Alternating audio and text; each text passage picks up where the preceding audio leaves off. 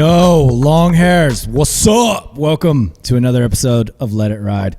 Here we talk long hair and business, advocate for hair equality, and celebrate men's long manes with hair whips and high fives. If you're a guy with long hair, you're in the right place. I'm Lindsay, a.k.a. El Moreno, and I'm here today with my main man, Garvel Garvinsky back there, along with Jose, a.k.a. El Sicario, sitting as co-host, and we are at the Long Hair's global headquarters, also known as the Warehouse, here in San Diego. Our guest on today's show is making his second appearance on Let It Ride, with his first coming 6 months ago on episode 113. We are so stoked to have him back. He is a man of many talents, an active general contractor, the brand owner of Workforit Apparel. He's a content creator and a blue-collar badass who lives by the mantra that if there's anything you want in this life, you gotta work for it. Welcoming back, Ryan, a.k.a. D-Max Rhino. What's up, dog? What's up, boys? I feel like it's a family reunion now, you know? Right? Way more all day chill with you guys, like For sure. yeah. We've actually hung out outside of work. Yeah, That's rad. Last time was the first meeting, and then we were just down sitting here under the lights talking. So yeah, now a couple of meetups, had the Christmas party, Go. hanging out, got to get to know more of the guys here. So it does, dude. It's warm, it's welcoming, and we're stoked to have you here. Just like the rest of everything long hair. It is a family. It is a family. Dude, I see that you still have the Hola Muchachos single God. tie there that we gave you last time you were on we the now pod have a time 6 frame. That was months a ago. 6 month time frame. 6 Yeah, months. look at this bad boy right here. I don't know. Let's see. Dude, can we get that on camera? Yeah. Dude, right there. Look at that bad boy right Sick. there. 6 months. This has not left my body. Yeah. No joke.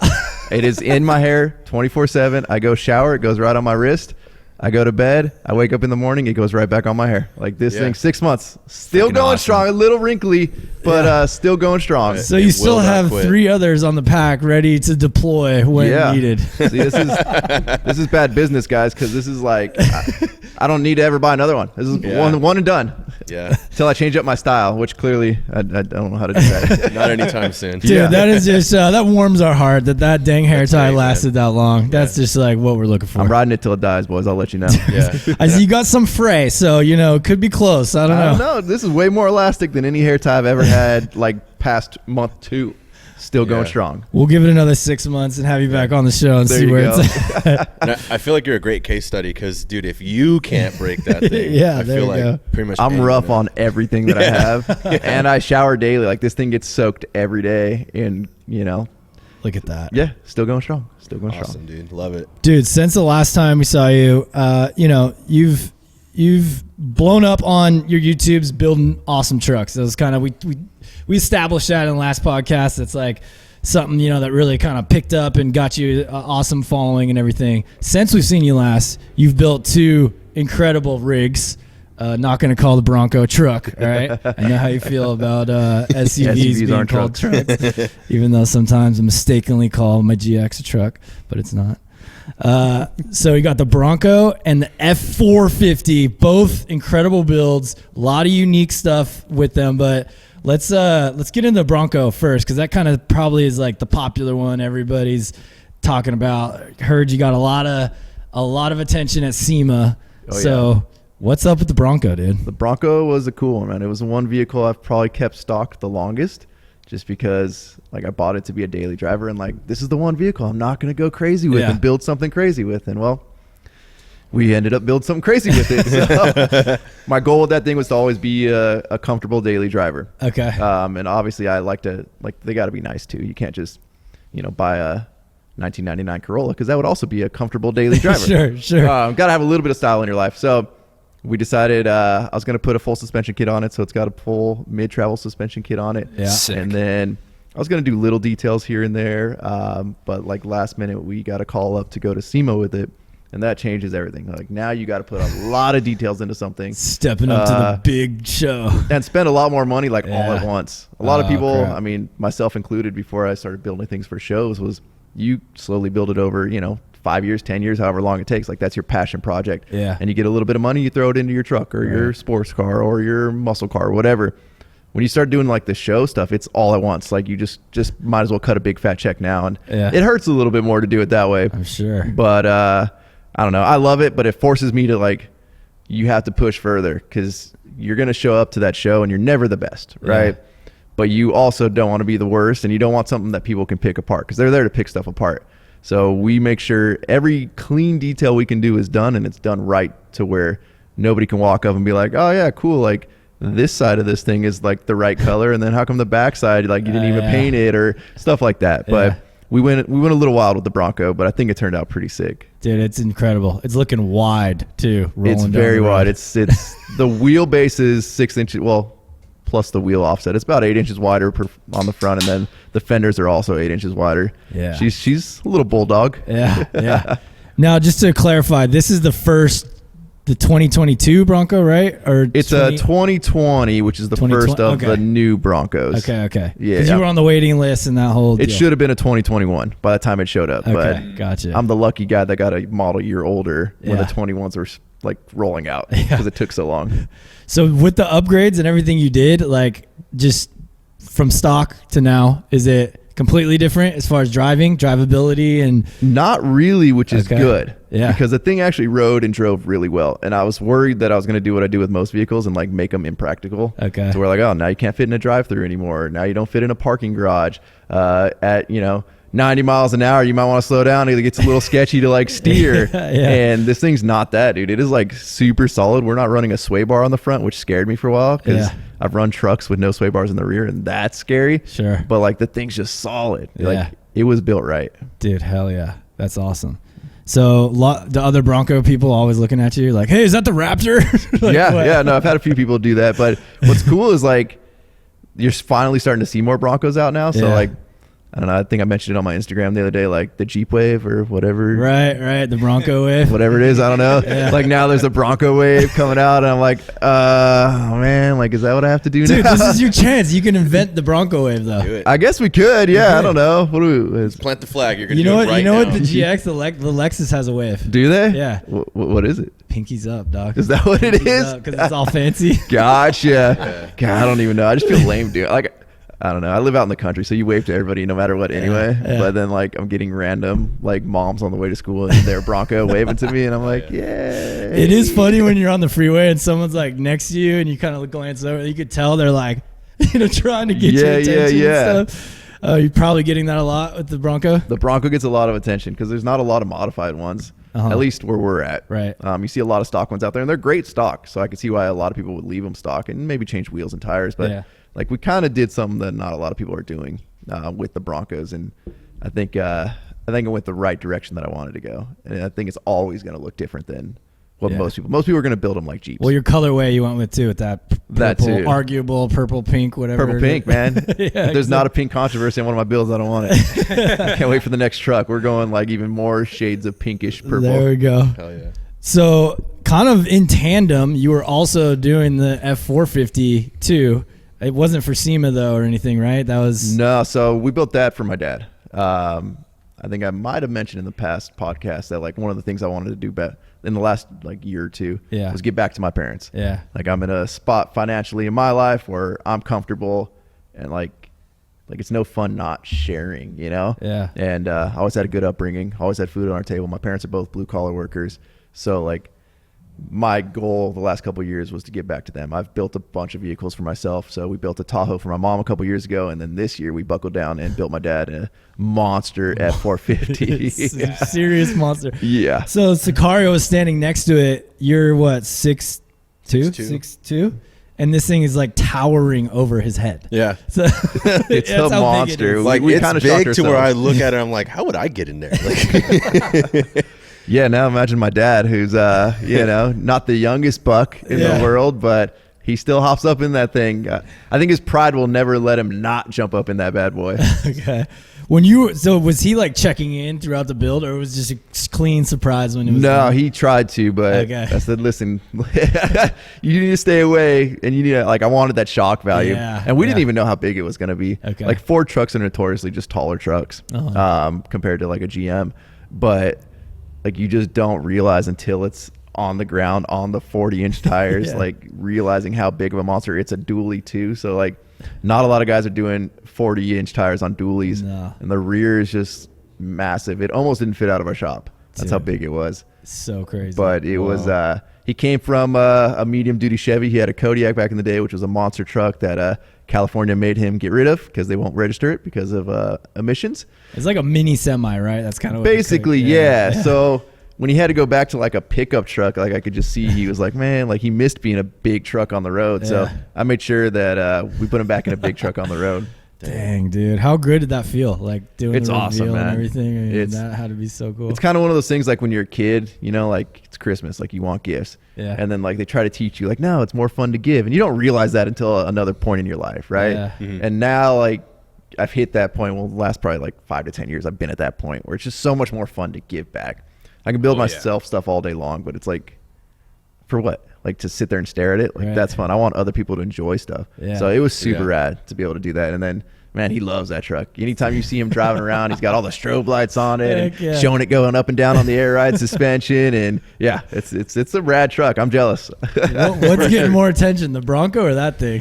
Probably the truck, man. Yeah. The Bronco's more on my social media and stuff because obviously it's always with me. Yeah. But anytime he goes to like an equipment yard or a material yard, 20 guys out there. Oh yeah, dude. It's big. Like you don't realize in pictures until you see it in person. Yeah, for sure. Like I've been around trucks my whole life. Like there's not a lot that's like wow, right? But that thing is like still to me every time I walk up, I'm like I forget how big this thing is. It's a monster. Huge. It's ridiculous. The first time when we saw it, I was like, my jaw dropped because I had the same reaction. I mean, I'd seen it in your videos and stuff. It just a picture does not do it justice at all. So you got to just see it towering over you. Oh yeah. I remember because we went over to your spot. What was it, like a couple months ago now? Yeah. And it's like in that business area, and we were like, where? Oh, like the GPS kind of just took us in the general vicinity, and we're like, dude, where is this office at? And then of course we like turned the corner on this building, and then there's just the great white buffalo, like, you know what I mean? Yeah. She's hard to miss. Yeah. So you have some questions you want to hit on, like the whole philosophy of building trucks. I was thinking the other day about how I had an interaction with someone on social that I think found me through the long hairs Instagram. And he was like trying to connect with me, like, why'd you do, like, what's this about? Or like, oh, like, why are you in the military and like all this stuff? And then like immediately was like, what's your favorite truck? Like, I don't even have a truck. I used to drive a Tahoe, right? But like, I don't have a truck on my social, except I think the last picture I took of my Tacoma was like 2017. Okay. And I was like, what's interesting is he just immediately assumed like, this is the way we can connect. Like, what kind of truck do you like? And I think like, so it got me thinking like, what is the allure of the truck for dudes? Yeah. Cause like trucks are like a spectrum. Like you have the guys that love crawling, and you have the guys that like are into like the work truck, and like the guys that are never going to get it dirty ever in their life, but they just felt compelled to drop like 60 G's on a truck, and like, but I've been that guy too. yeah. But it's like, it's so interesting that like, it's like, you don't see a lot of women that are or let's say you see less women than the dudes that are like really into the trucks. Right. And like, where do you think what's that about, do you think?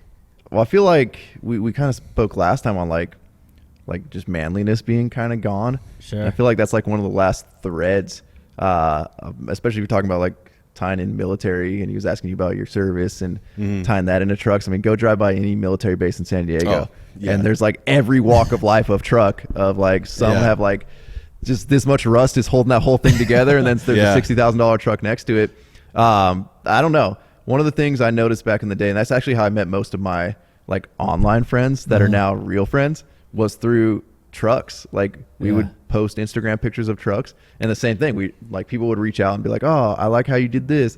I'm thinking about doing this," and we would all help each other. And then through that, we built friendships. And I don't really know what it is. Like we would go to truck shows, and then that becomes like your family that you go to truck shows with, and you always go with the same group, and everybody wants to cruise together. And it kind of fell off during COVID, and a lot of people just turned to online, and maybe that's why they're reaching out more in that world. But I don't know, man. I've always loved trucks. That's like anytime I try to get away from it, and I'm like, I'm over like going to truck shows. You see the same thing every time.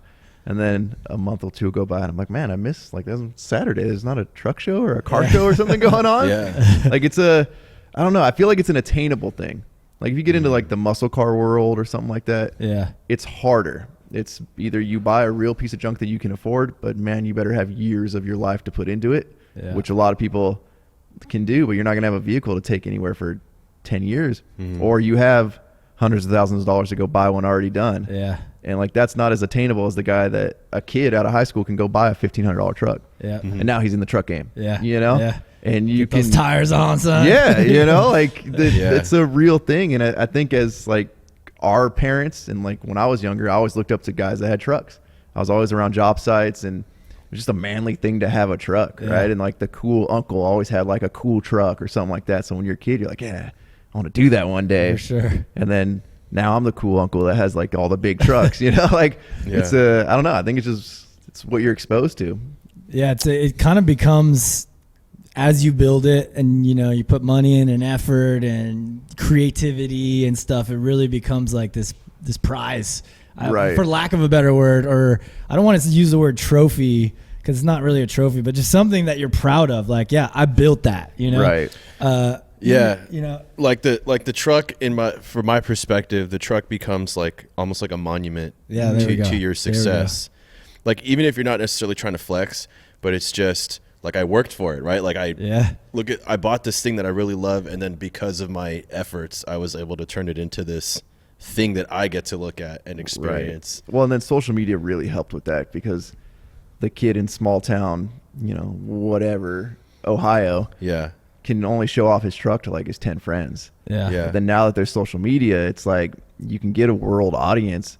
And it's funny you mentioned Workforit.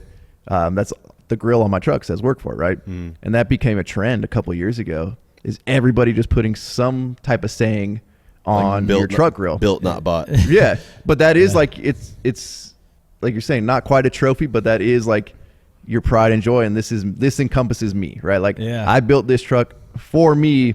Here is like, you can tell me by looking at the truck, right? You know, for the most part, who's going to hop out when that truck pulls up just based on looking at the truck. And putting names and phrases and sayings on grills became that world. And like, it really does help you. I mean, look at the back window of any vehicle, and that'll kind of tell you about the person, right? Like, bumper stickers were a thing years ago. Well, wait, like 20, 30, 40 years ago, bumper stickers were like a way to like express yourself. And now, thankfully, that's gone away for like most sets of society, but now it's in like the way you build something is how you express yourself. Totally. And it's always with you, which is cool. Right. Like, you can build out a sweet bedroom at your house, or like a sweet living room, or a man cave, but like, it's only until people come over. Your vehicle, like you're always in it. So like, you always have it with you. You're at the grocery store, you're running into people.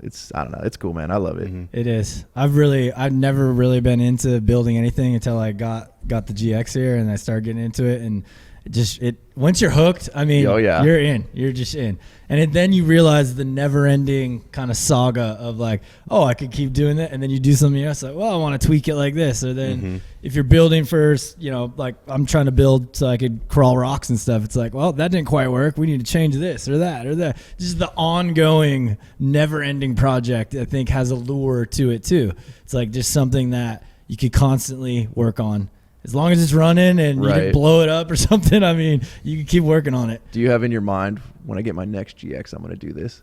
I don't know if I'm more set on getting a Bronco, actually. Okay. I want to keep this forever. And do some crazy crap to it, and it just be the trail rig. Like, it's got to get towed to the trail and stuff. But I'm into, I really like the Bronco. I like but that'll be down the road. So. But yes, if I was to get a 460, like the new GXs, like right out the box, I would do I have like everything in my mind how I would kind of handle that type of project. That's how we are. I hate undoing things. So if I spend a bunch of money and a bunch of work on a truck, like that truck's done. I'm not going to be like, oh, I wish I would have done this with the suspension. Like, no, I'll start on the next truck. Here's what I learned on this one. We're going to do the next one completely different. So I always figure like the Jeep guys and the off-roading guys have got to be the same. But then again, they love just recutting their stuff up. So it might be different. Or you break stuff and you just got to repair it. And you know, you're like, okay, that was weak. Let's amp that up, you know? But yeah, I think at the end, like kind of what I've learned from it that really draws me towards it is just the ongoing work. And there's so much to learn about a vehicle too, and what it can teach you about yourself. Not only the driving, like for me, that's why I love going on the trails and trying to do hard trails in this thing, because I have a real big passion for actually driving. And I know I'm not going to be a race car driver, but it's the closest thing I can get to like being a race car driver is testing my driving ability in a vehicle I've built out on a, you know, tough trail, or if it's hauling ass in the desert or whatever it is. It's like when you get to drive that thing for what it's built for, it's like, that's when it's like, hell yeah. You know, like it's doing what I want it to do. Like, well, and the accomplishment of like, I bolted that on and it didn't fall off yet. Like, exactly. There's something about that. Like, this made it through the trail or something along those lines. Yeah, there's definitely, try bolting like a 40-inch tire and being like, we're going to go on a road trip 90 miles an hour. Like the whole time we're just like, God, this thing came off.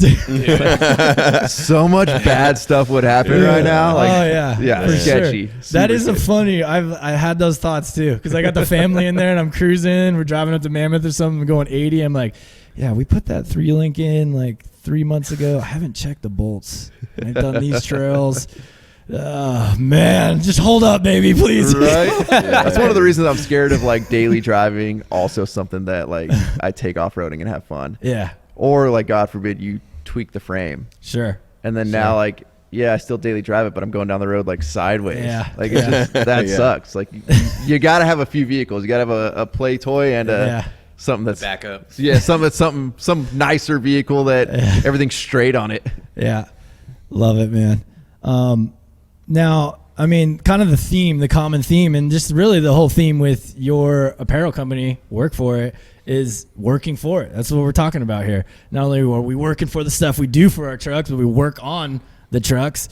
And prior to the podcast, you were kind of talking about, you know, it's very apparent, like in social media, there's this trend of like, what was it, Jose, called?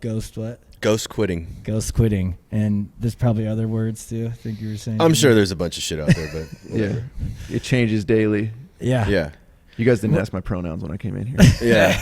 I'm sick and tight. and not tight anymore, bro. You didn't ask that. I feel like, especially now, obviously for those that are listening, we're clearly going to talk about this like lack of work ethic. But before we deep dive into it, I think it's interesting how there's constantly like new terms for it, and there's a new, well, did you know that on Reddit there's this subreddit about not working, and did you know there's this group now, and if you follow this person, and it's like, but it's almost like these people put more effort into creating this like culture around not working than to actually just go get a fucking job. Yeah. Yep. And it's like, dude, like like you see people that like they're on Instagram like 8 hours a day, and it's like, 8 hours a day is like a job. Right. Social media manager right there. But it comes with money. Yeah. But if you look at your screen time on your iPhone, it says you're on your phone 5 hours a day. It's like, that's a part-time job, dude. Right. Yeah. Versus, and then what are you doing for those 5 hours? Well, I'm retweeting this like super progressive shit, or this I'm retweeting this like the failures of capitalism, and or even worse, not just reading shit, like not even doing a retweet. Yeah, you're like at least if you're reposting, you're working on that marketing job you're gonna get one day. But yeah, dude. But anyway, we had briefly chatted about how there just seems to be like this general lack of desire to work. Mm-hmm. I think it was Ratty Matty had our friend Ratty Matty, the BMX guy. This was like a minute back, like maybe a year ago. He kind of went down this rabbit hole too of like his employer needed like bodies, like they needed more laborers, and they were having a trouble like finding people that just wanted to work, which is, to me, it's like crazy. Like to me, like when we put out a open call out for like job applicants, we were like turning people away. Yeah. And they were like, dude, we can't find enough people. And then I remember Maddie was saying like, dude, how can people just not want to work? And then of course there is like a discussion about like fair wages and stuff like that, which of course, like everyone, we can all agree, like, people should get a fair wage, but nobody's arguing about a fair wage to be like a plumber. Right. They want a fair wage to like push buttons on a iPad and sell me a milkshake, Right. And it's just so interesting to me how like there's like this perfect synergy of like, I don't want to work, but I want to get paid as much as possible. Right. I deserve. Yeah. It's like entitlement. Like I'm entitled, 100%. and so like obviously your whole online presence is built around this central core value of just like, I'm going to work as hard as possible and manifest like my own success. Yeah. You know? And so, what are your thoughts on just where our trend of like anti-work? Well, so what's crazy is, and you brought it up there about like Reddit, which is like a toxic waste dump of don't want to work. I haven't been on Facebook much since like its inception, right? And in high school, that was our, like, we were right at the end of my high school world, was like Facebook was becoming popular. And then I took a step back. I don't even know how to operate it now, but I need one for social media, right? Like you have to tie your Facebook to your Instagram to be a business account and yada, yada. And my buddies make really good money on Facebook Reels. So I'm like, all right, let me go play in this world. And I don't know what I triggered on the Facebook algorithm, but apparently I am the most anti-work communist that they have ever seen, because holy crap, do they feed me so much anti-work bullshit. Really? And it's like just these fabricated memes, like they're almost like they're produced. And I have my own theories about like people force feeding this stuff into like, you know, kids' minds. But it'll literally just be like a, you know, a bright orange background with this stupid saying like, oh, if the boss of the pizza restaurant makes 5 times more than I do, he can work 5 times harder than I do, or he can work as much as 5 guys here. We all quit and all this stuff. And it's like all this anti-work rhetoric, which if you're seeing that all day long, and you know, we all never, like, you didn't always love your job. There's days where you're even probably in your guys' great, you know, what you guys have built, like there's days where it's like, dude, this sucks. Yeah. And I can only imagine as like a dishwasher, like, you know, probably 3 days out of the week, you're like, yeah, this sucks. So you see that and you're like, yeah, rally call. Like, this is bullshit. Yeah, screw the man. We hate CEOs. God, businesses suck. Even though like businesses and CEOs and owners are who pay you every week or every 2 weeks or every month. But like there's just this whole thing is like building, and it's been building for a while. But I think now that the algorithm, for whatever reason, is like force feeding it to me, like I'm seeing it more. And I read through the comment section from time to time, and it's like there's just so many people on board with it and talking about how, like saying ghost quitting, like, I've barely been showing up for the last, 6 months of my job. Screw them. If they go bankrupt, that's their problem. And it's like, okay, if every business goes bankrupt, then what do you do? Yeah. Now you don't have a job. Right. Like everybody hates business owners, where like 99% of business owners aren't billionaire CEOs. Like there's a lot of companies out there where you're a number, right? And it's also, that's why you got hired. It was very easy to get hired. But if you want to go somewhere that's better than that, it's got a better work environment. It's like here, it's like something like that. You have to have the skill set to go that route, but nobody wants that, right? Everybody wants to, remember back in the day when it's like, oh, the Google campus has nap rooms and this 5-star cafeteria and ping pong tables and all this stuff. And then now you hear like they're trying to beg people to come back to work because everybody went to work from home. Now they don't even want that anymore. That used to be the dream job. Right, it was like, oh, this tech companies have the greatest work environment. They'll do your laundry for you. Yeah, and now it's like, oh, these tech companies want people to not work from home anymore. They're the devil. And it's like, nobody wants to show up to work anymore. Right. Like, I don't care what the stats say, right? Like, oh, 9 to 5 from home is much more productive than in a job. Like, that doesn't exist until 2 years ago. But now it's this new thing that everybody thinks like, not only am I entitled to way more money than I should be getting, I also get to work from home with no pants on and then like still bitch and complain about you online. Yeah. Like it's crazy. And I think it's growing and it's being force fed to people. And like I said, I have my own theories about like other countries force feeding this and trying to piss people off to where they don't want to work. And then there's just the notion that like everything should be handed to me.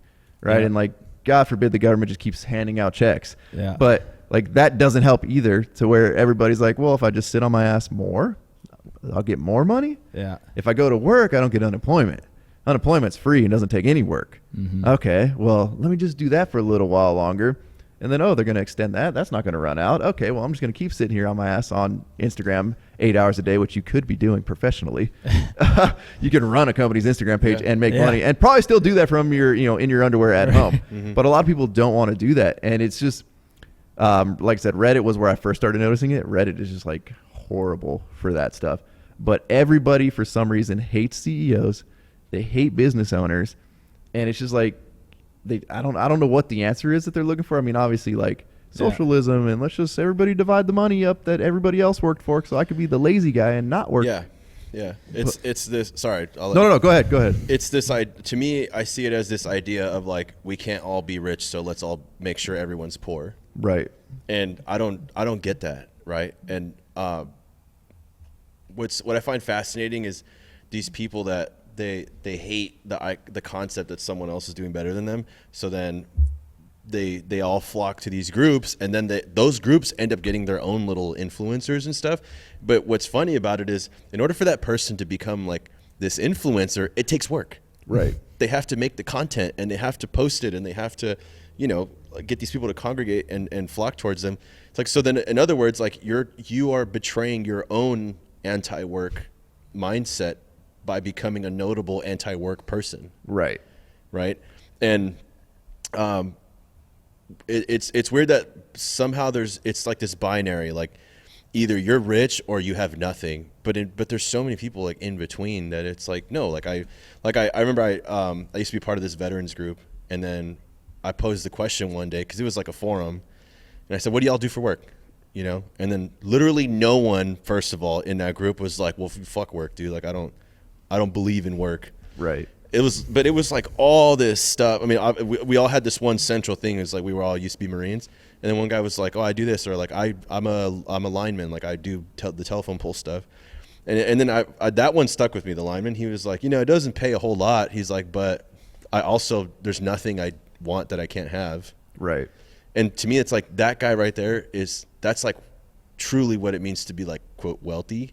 Mm-hmm. Which is, doesn't mean he has these like huge Dragon Ball Z numbers in his bank account, but like he said, he's like, and he was joking. He was like, oh, it funds my gun addiction. Right. But it's like, dude, that guy has his truck, has his guns, or like whatever his hobby is, but like that he works for that.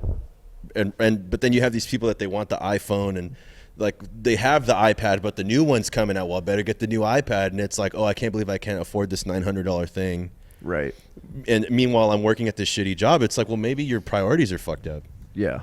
Maybe like you're so concerned about having the thing, but you want to skip. You don't even want to work for it. You just want to skip to the like, I'll take one now, please. That plays into my point, Jose. Like, I feel like people are just overlooking the economic reality. They're not looking at everything as a market. They got to like look at their skill set. What do they got to offer on the table, instead of just asking like, yo, hey, hook me up, We're talking, there's a kind of couple different sectors here, right? There's kind of the business side and this, share the wealth of the company with everyone in the organization. Then there's kind of the government side of what's happened over the last several years, and then the stimulus, and then people getting their own money back. It's your money, okay, that you're getting back, just so you know. Like, but that, people, whatever they think they're getting that check. And it's like, what was the stimulus? Is $3,000 or something? Like, what are you going to do with that? I don't know. I didn't qualify for one. I do get it. That's your money and my money you're getting back. Yeah. I do get that, how that can make people lazy and stuff. And I think what happened with COVID and lockdowns, and, there's a whole other sector there. But, and then there's just the personal excellence side, where like it's to not work to be bettering yourself, to make yourself more valuable so that you can have the things that you want. Like, Remember in the old days of America, this country was all about, all you got to do is work hard and you could pretty much have everything you want. Like, unfortunately, I think those days are still here. It's different though. It's way different. But we are in a time that is incredible, like no other, for the opportunity and streams of income and things that you can do. And there's so much that you could do to actually make money and make your dream come real. It is all in your hand, but people crumble under the thought of having to take the step to do it, And then even if they try for 1 week and they get, whatever they do, I'm going to be a social media influencer, and they post 4 videos and they get 20, views. Right. They're like, I'm going to quit. Guess what? It takes 10 years to freaking become a social media influencer. Got to build it. But then on the business side and like attacking the CEOs and stuff, or CEOs, whatever. Okay. There's a different argument there, but actual owners, people who founded ideas, who put solutions to industry, who took something from nothing and solved a problem. That's why they made the money. They also took all the risk. Exactly. That's why they deserve what they get, Exactly. So like that being lost is very unfortunate. Kind of in where we're at in culture right now. Mm-hmm. Well, and then speaking on the business side of things, one of the things I think we also have too much of is the CEO, like Gary Vee type guys going out there and just being like, anybody can be a billionaire, right? Like, not that that's not true. Like, for the most part, we all have similar opportunities, right? Some people have a leg up, some people have a leg down, but in the grand scheme of the world, you might have to work a little harder than the guy next to you, but like, nobody's going to be like, no, your hair is brown, you cannot be a billionaire, right? Like, we've seen billionaires of every creed, race, color, whatever, right? Like, that just, they exist. But I think we're telling too many people, you can be a CEO, you can be a billionaire, you could be a millionaire, whatever it may be. Like, not everybody's going to be that, right?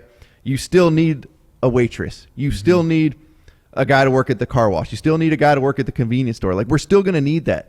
And I know, like, you know, there's certain countries that have like a class society, right? Yeah. And you're stuck in that, right? Like, oh, our family is, you know, we pick fruit and that's all, like, we're stuck right here for the rest of our lives. In the next 20 generations, they pick fruit, right? And then there's like the 3 princes and they live up here and we're never going to be the same. Well, in this country, it's not like that. However, most of us started at a low level job, right? Like, I was spraying off golf carts at a golf course waiting for guys that apparently needed 3 more holes after it got dark. I just wanted to go home. Like, you start there and that's okay. We're always going to need somebody to go there though. So if you got these kids that are watching this guy online telling you like, nah, screw everybody, you know, start buying crypto, crowdfund this, you're going to be a print on demand, drop shipper and all this stuff. That kid's never going to want to start at that entry level job. And we're going to start. That's why we have a lot of people not working, is because they think, again, no, I'm going to be CEO next week. You know, I'm 17 years old. I want to be CEO next week, which again, it's a possibility, but 99.9% of people aren't going to do that. And I almost feel like this fake dream's getting sold to where people, like, kind of like Garf said, like, they want to skip that step to where we're not going to do any of this stuff, this entry level job stuff, to actually learn a real freaking skill. I'm just going to, you know, be straight to the top. And if anything in between comes out, I don't want to even touch it. I don't want to deal with it. I'm going to sit there and bitch and complain about it. And I think just as much as the anti-work people are toxic, the you're going to be CEO overnight are just as toxic. And that's like, we have these two things right now colliding, and then social media is just ruining everybody anyway. But like, they're just colliding at the perfect storm of people not wanting to work. And then you just gather the masses, and like, you got two sides, because the serial entrepreneur sides aren't the CEO hater sides, but eventually they're going to emerge. And they're just going to, like, none of them want to work. So you're going to have this, I don't know what's going to happen in the next couple of years. I'm kind of scared of that. All facts. Yeah. It's a weird thing out there. Like, I'm not sure what you know, we can make the greatest work environment, but at the end of the day, like, you guys know, you can't pay somebody $65 an hour to sweep the floors. Like, okay. Like, I understand you need a salary too. Like, ain't none of us here making, you know, $1 million a year. Exactly. But at the end of the day, I can't pay you more than I pay myself. When I'm the one that takes the liability, I take the risk, I pay all the bills, I have all the overhead, and if this whole thing comes crashing down, that's my credit, my house, my everything, or whatever that they're taking, you know? And you don't have that risk. You have, if the whole thing comes crashing down, you're going to walk to the next warehouse down the street and you'll get the same job for the same pay.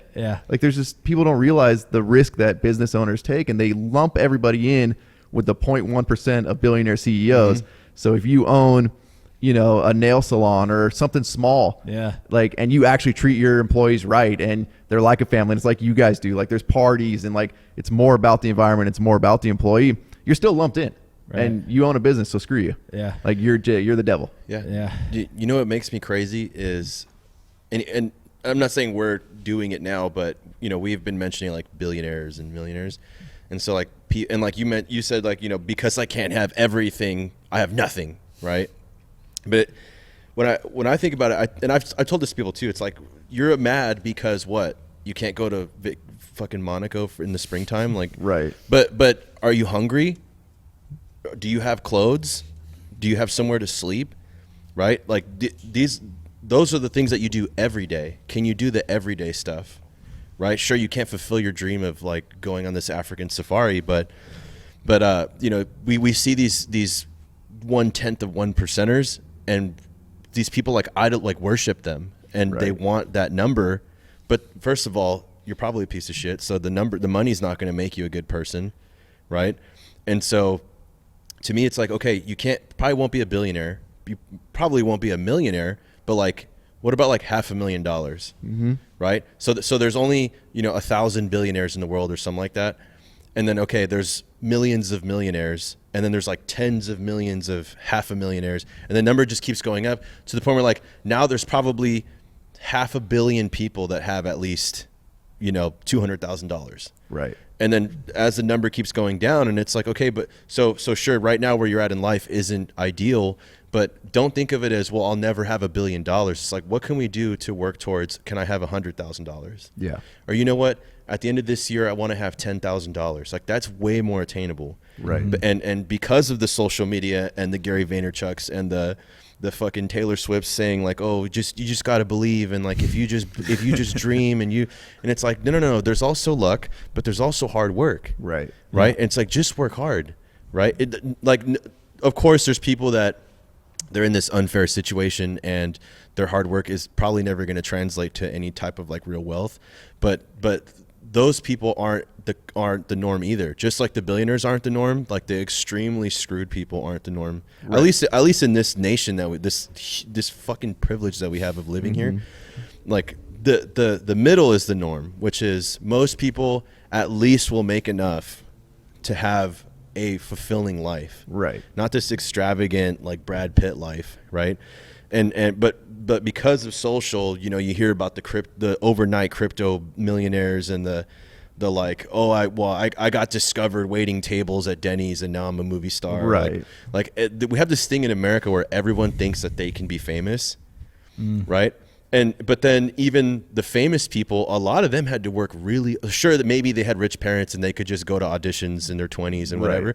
Right. But still, it's a lot of hard work to do, like musicianship or like whatever. That all takes work. Right. That's the magic word here. And a lot of people, like, they want the fame, but they don't want the work. Well, and one thing I like, again, the social media thing is it promotes the like fakest of fake lifestyles, right? It's just the highlight reel. Yeah. And that's why I've always, with my YouTube channel and everything, I show the back end too. Like I show us actually working in construction. I show like what I do to afford the things that I have versus just being like, yep, got another 450 here. Yeah, throw a stack of cash at it, smoking a cigar. Yeah. I mean, granted, I probably did do a video like that when I was like right out of high school, but like I want to show the real world because I'm sick of what social media is doing and what's ruining it. And what's funny is if you ever meet an immigrant that has come into this country and owns a business, they have that American pride that we used to have.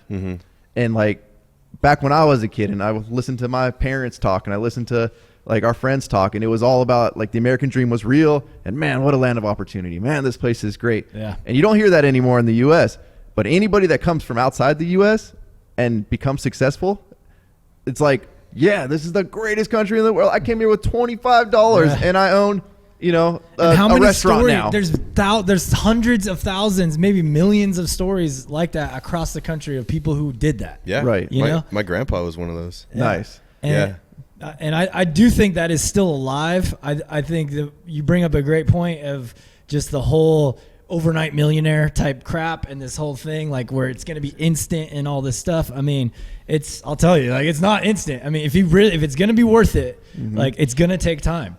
And people might think, oh, that guy's probably super successful. Well, there's levels you climb and you can't even see what the things are you got to do on the next level till you get up to view like, oh, there's another mountain back there. Yep. We ain't even close, boys. Well, my buddy Zach always says, like, we all have the same problems financially. It's just the comma is in a different place, right? Yeah. Like you grow, your overhead grows. Yeah. So me and you could be making the same amount of money, but again, I just sweep your floors, and my $500 financial life problems are your $5,000 or $50,000 life problems. Sure. And people don't realize that. Yeah. And again, you're Mr. Rich, you own the business, but people don't realize how long business owners go before they pay themselves. Yeah. And how many businesses, if you guys ever watch Shark Tank, sit there and they'll be like, yeah, we do $13 million in sales in the last 3 years. And they're like, okay, great. Is the business profitable? No, but in 2 years, we plan on being profitable. Yeah, exactly. And people don't realize that. They just see like the flat number and think like, oh, yep, you're a millionaire. Oh, yeah, must have been nice. You made it, right? Totally. And it's not like that. No. And kind of like you were saying,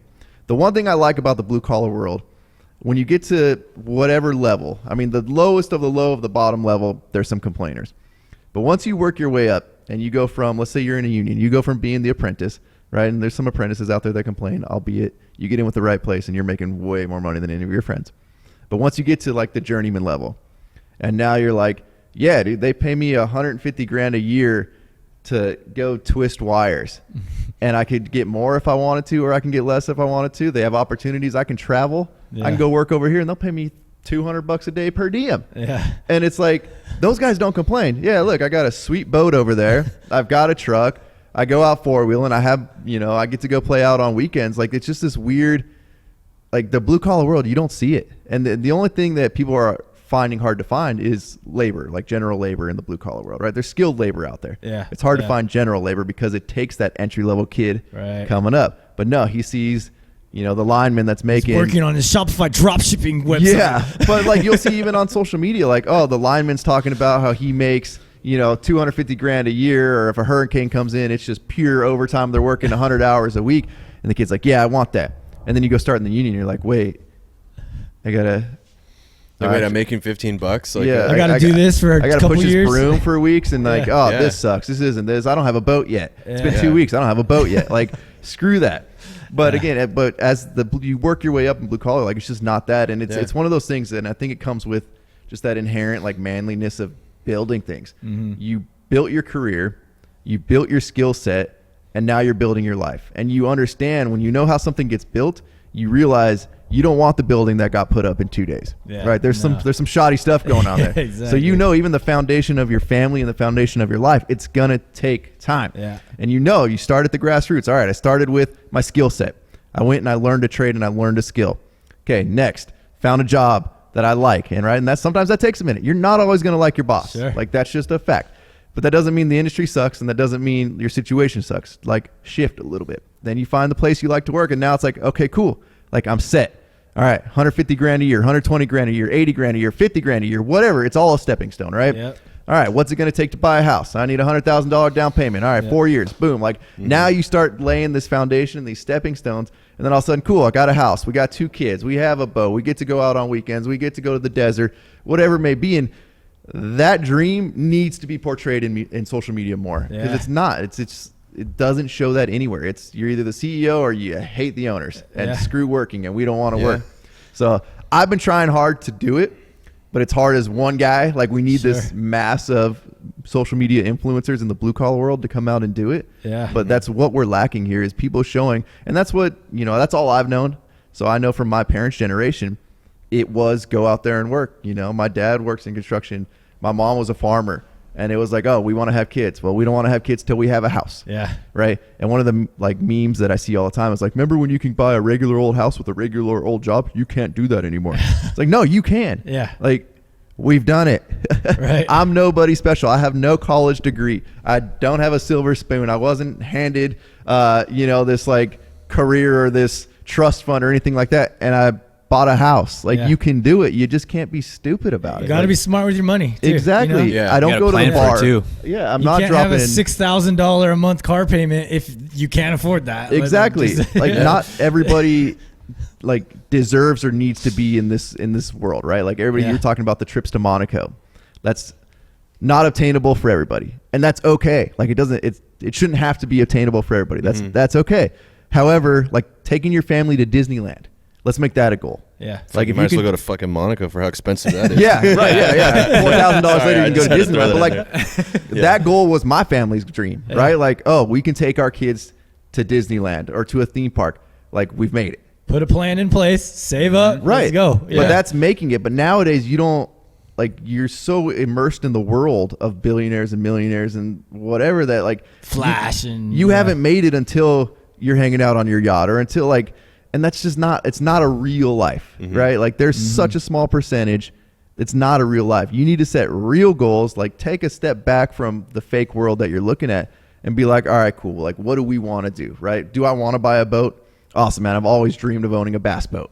Here's what I'm going to do. And then you get that bass boat and you're like, holy shit, dude, we did it. Yeah. Like, those goals, they need to just be brought way down, right? Like, $50,000 a year is great money. $100,000 a year is great money. $400,000 a year is great money, but you're not rich. You're not even close to being rich at that point. And people don't realize one of the things that bugs me, like I'm totally going to take a tangent here into taxes just for a second. Just give me this 1 second. I got to get this out. Hit it. So taxes, right, are crazy, right? The more money you make, the bigger percentage you pay, which has always blown me away, right? It's always, everybody freaks out that, the Amazons of the world have tax loopholes, right? And we don't have to pay like whatever, right?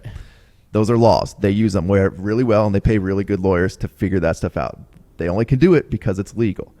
If we make that illegal, they can't do it anymore. However, what has always blown me away is if I make $10,000 a month and you make $100,000 a year, if I pay 10% and you pay 10%, you're still paying more than me, right? Yeah. I'm paying $1,000, you're paying 10 grand. Yeah. Like, why is it not a flat rate? Yeah. But no, you make awesome. You make $100,000 a year, give me 32% of your money. All right. So now I'm working harder.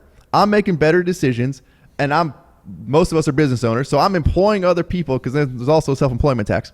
Now I got to pay more because of that? Yeah. What has ever made sense about that? But then there's still people crying about tax the rich, tax the rich, tax the rich. And the reason I bring up $400,000. That's disgusting. Yeah. But the reason I bring up $400,000 is because that's the wealth tax area. Yeah. $400,000. You don't own a yacht at $400,000 a year. You own a decent house and maybe a couple of nice cars, but you're not rich. No. But that's what the wealth tax goes after. It's not a billionaire thing. Yeah. They're never going to pay taxes, right? Yeah. Their lawyers are so damn good. The tax code's so crazy. They're never going to pay taxes.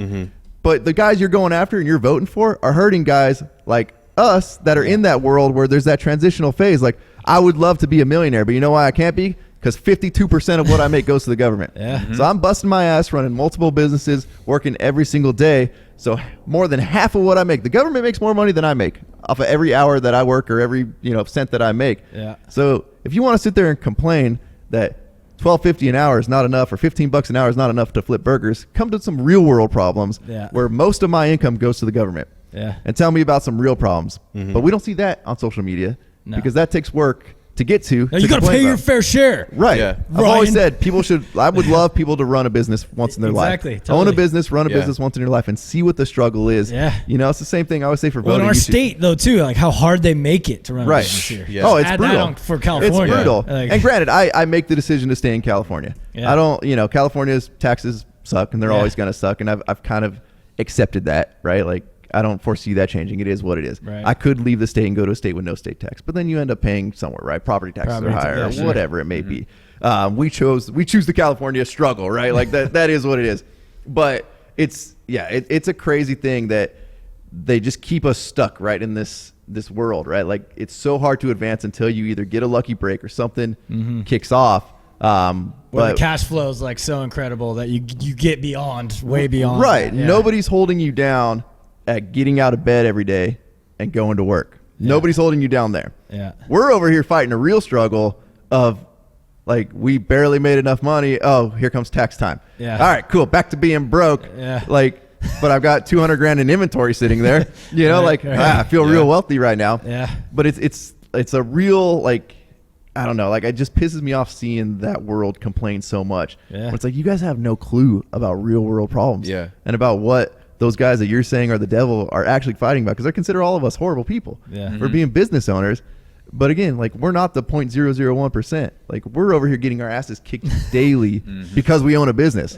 I can make way more money, I guarantee you, if I just went out and just worked in a trade full time for some other company. Oh, for sure. No overhead, no money coming out. I wouldn't have any employees, no insurance, and I'm cruising at 150 grand a year per diem anytime I leave the state, and I get weekends and I'm chilling. Like, it's there. And so paid time off and so for those of you that don't want to own a business, and again, we can't all be business owners. Like, we need employees.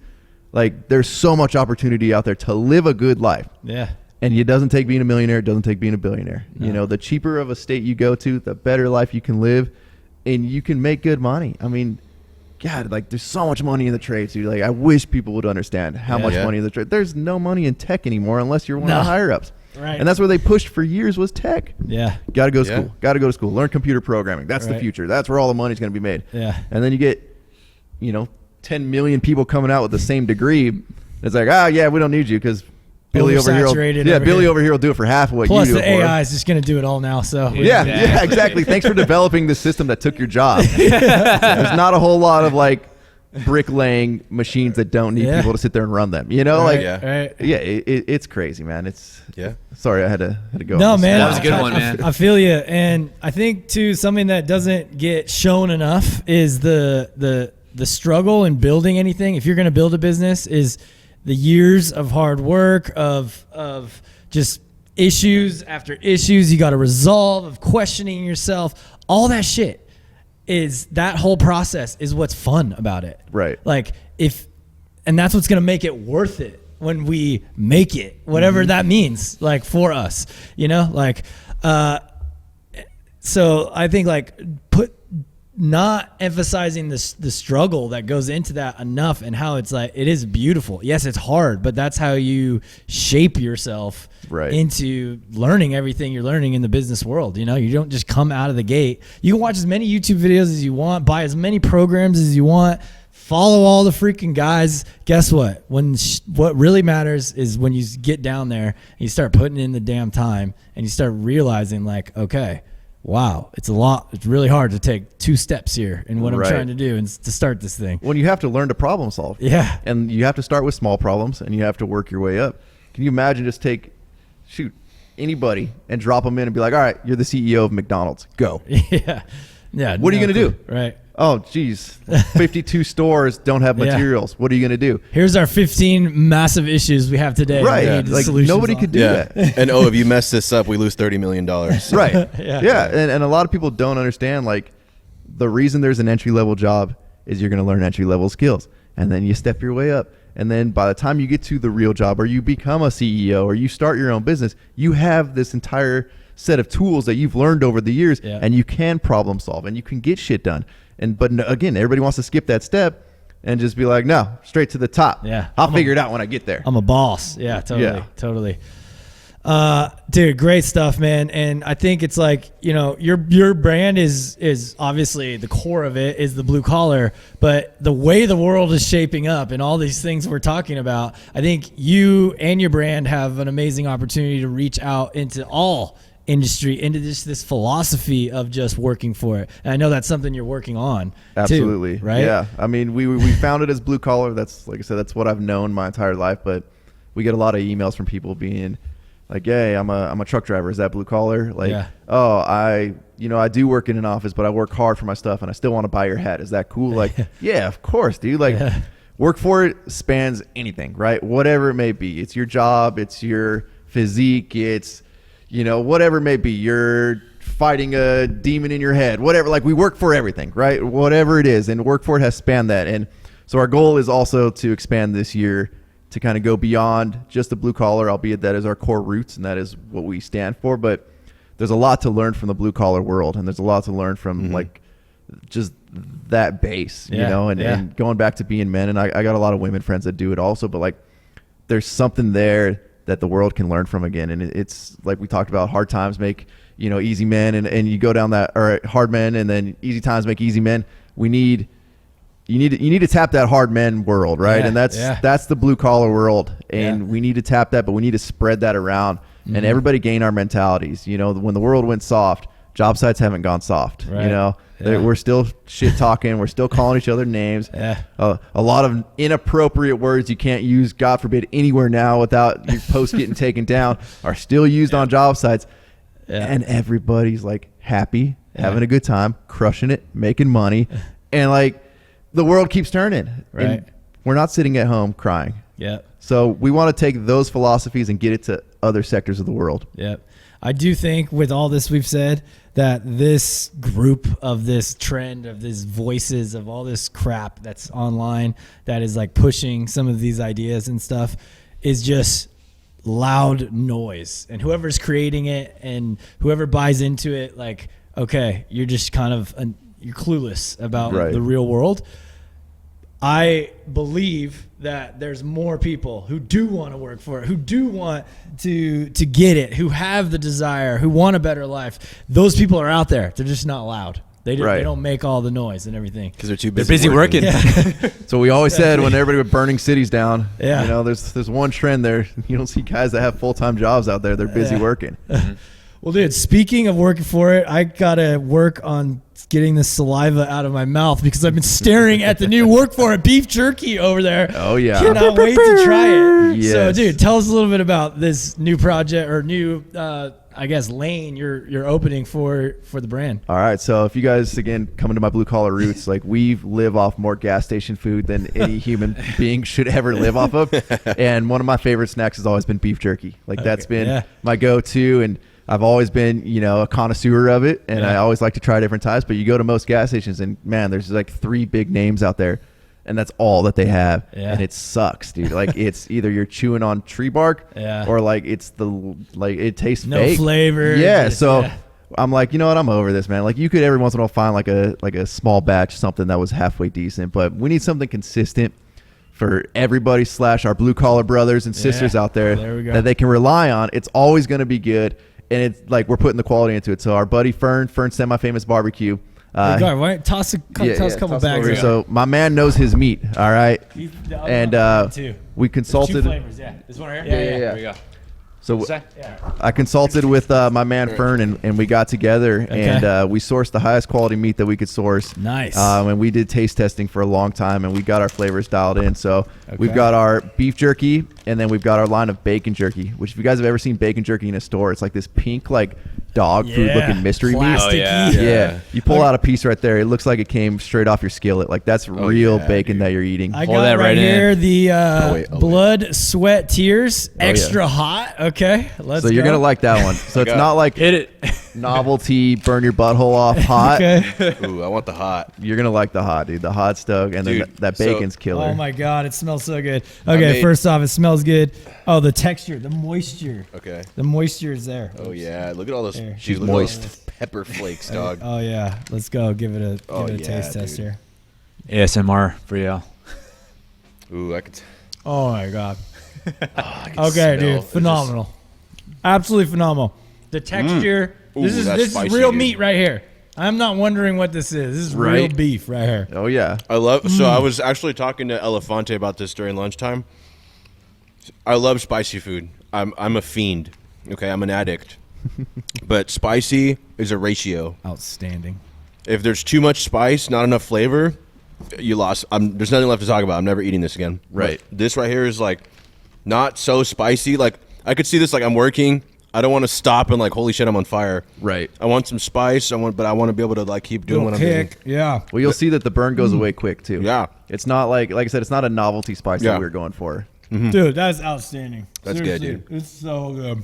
And it doesn't have like that, bro. It doesn't have like that ultra processed taste to it. You know? And they're all still small batch made, right? Like we sell out all the time because I'm not just going to stock up on pallets of this stuff. Artisan and let it style. sit.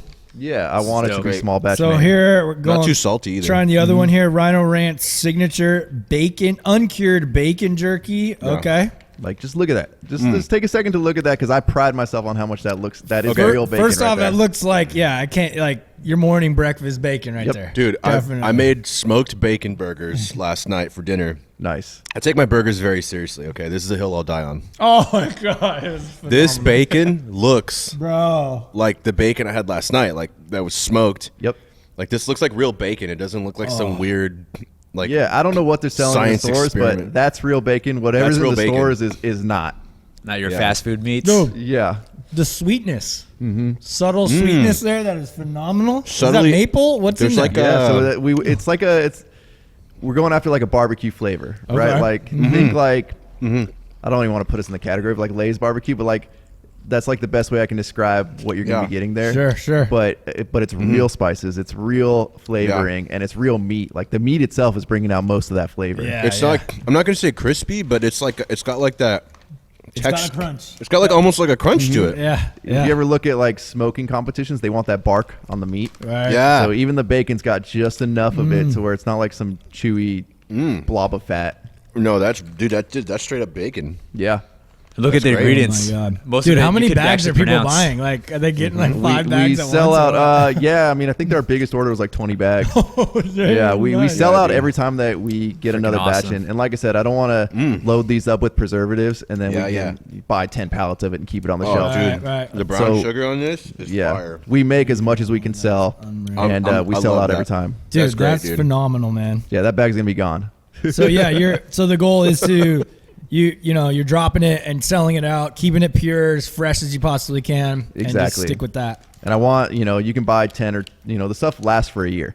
Okay. So if you guys want to stock up and keep it in your truck, keep it in your toolbox, keep it in your house, or if it even lasts that long, because you'll probably eat it all before. Look at these bags are almost gone. You ain't holding on to this for a year, man. Yeah. You're finishing this in 10 minutes. This is not making it home today. Yeah. So I'm glad we can get some in here, because we want to spread the word on what quality meat should be and what quality jerky should be. And, we've got 2 flavors now. We've got a couple more in the works, but these have been so successful so far. Dude, that bacon. So good. They're both good, yeah. I like actually eating both because the heat is carrying over a little bit, but then the sweetness with the bacon. Oh, yeah. Bro, you got some fire here, guys. Yeah, dude. You guys got to try out Workforit's bacon jerky and the... Blood, sweat, tears. Blood, sweat, tears. Hold that up right there. Absolutely there you phenomenal. go. Bro. Workfortapparel.com. Yeah. Would not expect anything less coming from you, man. This is just...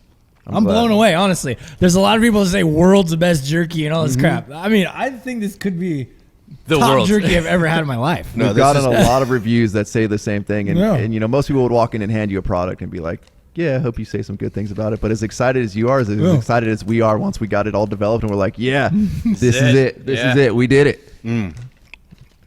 Just the flavor is excellent, but like, I really want to, because I know a lot of people are going to know what I'm saying. Like when you get like that big name jerky brand, there's that like preserved taste to it. Yeah. And it makes me crazy because I love jerky. But you mentioned the saltiness, and that's kind of that taste. It's like a dry saltiness back of your tongue aftertaste. But it's not too salty, you know? Yeah, so we wanted to go away from that preservative weird taste that the big name stuff does. And again, it's hard when you mass produce stuff at their levels. Yeah, sure. But that's why we keep it small, and we do them in small batches. And bacon. So you guys nailed like the process, so it's just the same thing every time you get the meat. Every bag is going to taste the same. Yeah, we got that dialed in to where we source the meat from the same place. Everything is dialed. Dude, freaking awesome, man. This is my favorite. Outstanding. I mean, I'm in love. I'm in love. What's crazy is we almost sell them like par for par, 1 for 1. Like, yeah, they are. We nailed, like, both flavors go so well with everybody. Everybody, like, we don't ever sell more than one of the other. All right, any hints? Come on, give us something about the new flavors. We got anything? What's coming down the pipe? So right now, the only option we have for beef is something spicy, and spicy is not for everybody. Ooh, sure. Okay. So we're gonna bring out another line of beef. We actually have another bacon flavor as well, but sign me up.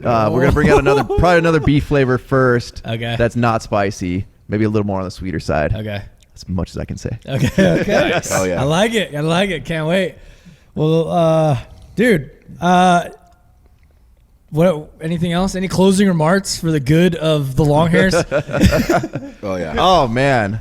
I feel like I got my rants in there already. Dude, you did. I know. Sorry, I came out firing, guys. Maybe just hit some of your socials or whatever. Yeah, so you guys can find me, DMax Rhino, on every social media. That's DMAXRYNO.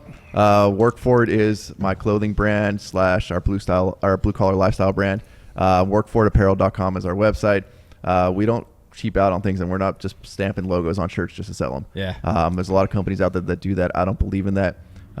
We have high quality garments that we sell. Our stuff comes with a meaning, and just like you saw, just like in our jerky, like everything we do, we put it all into. You know, we're not millionaires because we care and we put too much into. Like, I could cheap out on everything that I did and I'd probably make way more money, but that's not what we're about. We're about doing it right, putting in the quality, and any money you spend through us, you get something quality in return. And we get a lot of really loyal customers, a lot of blue collar brothers and sisters. I love to spread the blue collar word, and hopefully more people join in. You know, there's plenty of room in the trades for everybody. It's awesome, man. Awesome, man. Great message. Thank you for coming by today. Fantastic show. And I'm gonna eat 2 more bags of jerky right now. I'm taking it. I'm gonna fight anyone. Actually, I'm thinking, dude, the Great Cut coming up. We got 1 year for the Great Cut. This should be the prime jerky. Oh, dude, hell yes. We're in. We'll be there. We crush it. Dude, we will be there. Ryan, you're the man, dude. Thank you so much, bro. Thanks for dropping by, bro. All right, everybody else. See you.